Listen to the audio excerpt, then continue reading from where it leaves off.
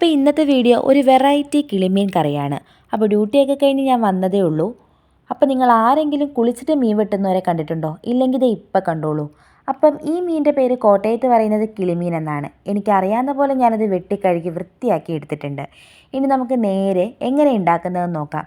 ഒരു പാൻ വെച്ച് അതിലോട്ട് 4 സ്പൂൺ മുളക് പൊടി, 1.5 സ്പൂൺ മല്ലിപ്പൊടി, 1/2 സ്പൂൺ മഞ്ഞൾപ്പൊടി, പിന്നെ കുറച്ച് വെളിച്ചെണ്ണ, ഇതെല്ലാം സിമ്മിലിട്ടിട്ട് നന്നായി ഒന്ന് മൂപ്പിച്ചെടുക്കണം.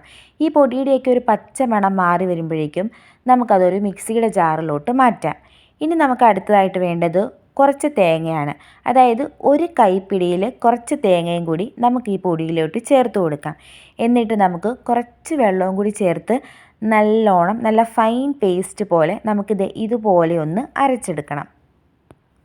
ഇനി നമുക്കൊരു ചട്ടി വെക്കാം. ഈ ചട്ടി ഒന്ന് ചൂടായി വരുമ്പോഴേക്കും കുറച്ച് വെളിച്ചെണ്ണ ഒഴിച്ച് കടുകും ഉലുവയും കൂടി ഇട്ട് കൊടുക്കാം. ഇതെല്ലാം നന്നായിട്ടൊന്ന് പൊട്ടി വരുമ്പോഴേക്കും അരിഞ്ഞു വെച്ചിരിക്കുന്ന ഇഞ്ചി, വെളുത്തുള്ളി, പച്ചമുളക്, ചുവന്നുള്ളി, ഞാനിവിടെ ചേർത്തിരിക്കുന്നത് സവോളയാണ്. പക്ഷേ സവോള ചേർക്കുമ്പോൾ കുറച്ച് രീതിയിൽ മധുരം വരാൻ ചാൻസ് ഉണ്ട്. അതുകൊണ്ട് ചുവന്നുള്ളി ഉള്ളവർ ചുവന്ന ഉള്ളി തന്നെ ചേർക്കാൻ, അതായത് ചെറിയ ഉള്ളി തന്നെ ചേർക്കാൻ ശ്രമിക്കണം. പിന്നെ കറിവേപ്പില ഇടാൻ മറന്നു പോകരുത് കേട്ടോ. ഇതെല്ലാം നന്നായിട്ടൊന്ന് വഴറ്റി വരുമ്പോഴേക്കും ഒരു ചെറിയ തക്കാളിയാണ് ഞാനിവിടെ ചേർത്തിരിക്കുന്നത്. ഇത് പിന്നെ ഫ്രോസൺ ചെയ്ത തക്കാളിയാണ്, അതുകൊണ്ടാണ് ഈ തക്കാളിക്ക് ചെറിയൊരു വശപ്പശക്ക്. ഈ തക്കാളിയും കൂടി ചേർത്ത് നന്നായിട്ടൊന്ന് ഇളക്കുക. പിന്നെ ഇതെല്ലാം ഒന്ന് നന്നായിട്ട് വഴറ്റി വരുമ്പോഴേക്കും നമ്മൾ അരച്ച് വെച്ചിരിക്കുന്ന ആ അരപ്പും കൂടി ഇതിലോട്ട് ചേർക്കുക. പിന്നെ നമ്മുടെ ആവശ്യത്തിനനുസരിച്ചുള്ള വെള്ളവും, അതായത് ഒഴിക്കുമ്പോൾ ചൂടുവെള്ളം തന്നെ ഒഴിക്കണം.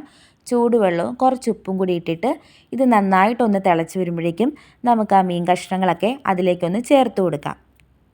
അപ്പം മീനൊക്കെ ഇതിലോട്ട് ഇട്ട് കൊടുത്തതിന് ശേഷം ഞാൻ 2 തണ്ട് കറിവേപ്പില ഒരു ഭംഗിക്ക് വേണ്ടി വെക്കുന്നുണ്ട്. ഭംഗിക്ക് വേണ്ടി മാത്രമാണ് കേട്ടോ, കാരണം കറിവേപ്പിലയ്ക്കൊക്കെ എന്താ വില. കണ്ട ഞാൻ എവിടെ പരിപാടി അവതരിപ്പിച്ചാലും ഇത് തന്നെയാണ് അവസ്ഥ. അപ്പം നമുക്കിതൊന്ന് ചെറു തീയിൽ കുറച്ച് നേരം ഒന്ന് മൂടി വെക്കാം. പിന്നെ ഇതൊന്ന് നന്നായിട്ടൊന്ന് തിളച്ച് വരുമ്പോഴേക്കും ഇളക്കാൻ നിൽക്കരുത്, കാരണം കിളിമീൻ പൊടിഞ്ഞു പോകാൻ ഭയങ്കര ചാൻസാണ്. അപ്പം നമ്മൾ ചട്ടിയിൽ ഒരു തുണി കൂട്ടി പിടിച്ചിട്ട് ഇതുപോലെ ഇളക്കണം. പിന്നെ മീൻകറി വെച്ച് കഴിഞ്ഞ് ഞാൻ പെട്ടെന്ന് തട്ടിക്കൂട്ടി ഒരു ബീട്രൂട്ട് മെഴുക്കുവരട്ടി കൂടി ഉണ്ടാക്കി. ഇതിൻ്റെ റെസിപ്പി എങ്ങനെയാണെന്ന് ചോദിച്ചാൽ പുറത്തു പറയാൻ പറ്റില്ല, അത്രയും വൃത്തികേടാണ്. അതുകൊണ്ട് ഞാനിത് പറയുന്നില്ല.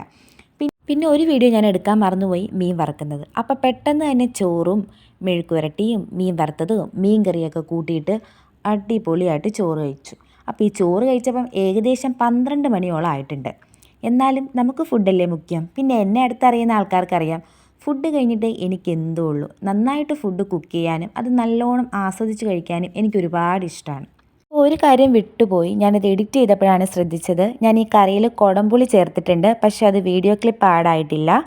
അപ്പോൾ ഈ കറിയെപ്പറ്റി പറഞ്ഞാൽ നല്ല കിടിലൻ കറിയാണ്. നിങ്ങൾ ഒരു തവണയെങ്കിലും ഇത് ട്രൈ ചെയ്ത് നോക്കണം, കാരണം അത്രയ്ക്കും സൂപ്പറാണ്. ഞാനിത് കഴിച്ചിട്ടാണ് ഈ വോയിസ് ഓവർ കൊടുക്കുന്നത്.